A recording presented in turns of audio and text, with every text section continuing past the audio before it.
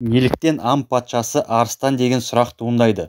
Осы мағлұматтарды айтпас бұрын арыстан туралы бірнеше қызықты мәліметтермен бөлісе кетейін. Ересек арыстанның ақырған дауысы 8 шақырымға дейін естіледі. Азу тістерінің ұзындығы 8 см.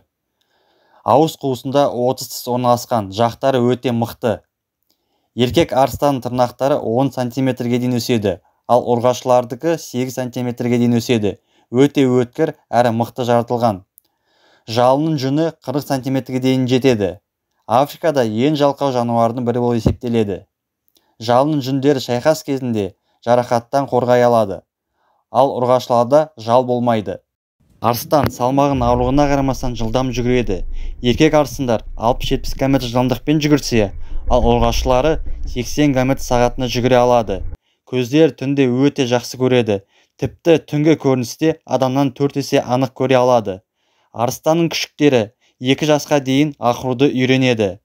Жаңа туылған күшіктердің салмағы орта есеппен 1-2 кг дейін жетеді. Арыстанның күшіктерінің біреуі ғана 2 жасқа толғанға дейін тірі қалады. Арыстан ұрғашылары көбінесе аң аулайды, ал еркектері демалады және шекараны күзетеді.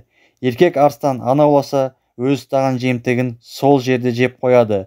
Етті бір жегенде 30 кг дейін жеп қоя алады. Ортасы өмір сүру ұзақтығы 13 жыл. Қаны тойып тұрса, ешкімге тиіспейді. Тағы кезекте бір факт: арыстан 4 күнге дейін су ішпей жүре алады. Еркек арыстанның салмағы 270-280 кг тартады. Ұрғашылардікі 170-180 кг тартады.